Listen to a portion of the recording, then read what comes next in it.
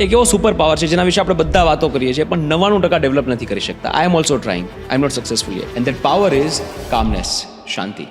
તમે ડિફિકલ્ટ સિચ્યુએશનમાં, કેઓસમાં શાંતિ કેવી રીતે રાખી શકો? How calm can you be when everything is going wrong? That becomes your superpower. ઘણી બધી સિચ્યુએશનમાં શાંત રહેવું એ નબળાઈ નથી, નિયંત્રણ છે. It's control over the situation. And when you control things you make better decisions. મોટા ભાગે આપણે જ્યારે આપણું ધાર્યું ન થાય ને ત્યારે we get aggressive and we react. આ જે રિએક્શન છે ને એ બંધ કરીને રિસ્પોન્સ આપવાનો છે.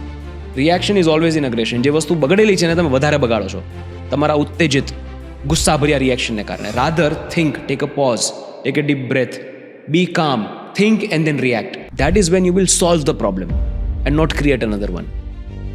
પ્રોબ્લેમ સોલ્વ કરવાનો છે ને આપણે, બીજો તો નથી ઊભો કરવાનો. Calmness will help you solve the problem.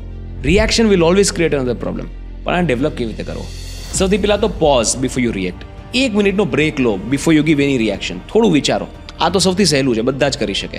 Second, જે સિચ્યુએશન તમને ઉત્તેજિત કરે છે કે ગુસ્સો આપે છે એ સિચ્યુએશનમાંથી થોડા સમય માટે બહાર નીકળી જાઓ. એ રૂમ છે કે એ માણસ છે, થોડો સમય એ રૂમ કે માણસથી દૂર જતા રહો.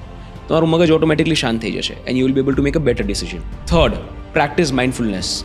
આ યોગા, મેડિટેશન, સ્પિરિચ્યુઆલિટી આ બધી વસ્તુથી આવશે. But you have to practice it, cultivate it. જે તે પ્રેમાનંદજી મહારાજ કહે છે ને કે નામ જપ કરો ને, सही ढंग से अभी जीवन व्यतीत करना है तो नाम जप शुरू કરો. નામ જપ શું છે? Repetition. When you repeat your energy gets concentrated અને ત્યારે માઇન્ડફુલનેસ ડેવલપ થાય.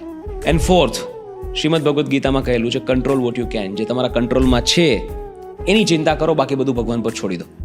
જે આપણા કંટ્રોલમાં જ નથી, બીજા કોઈનું રિએક્શન આપણા કંટ્રોલમાં નથી, આપણું રિએક્શન આપણા કંટ્રોલમાં છે. તો જે કંટ્રોલમાં છે એના પર ધ્યાન કેન્દ્રિત કરીને એમાંથી બેસ્ટ આઉટકમ કેવી રીતે આવે એની ચિંતા કરો, બાકી બધું ભગવાન પર છોડી દો.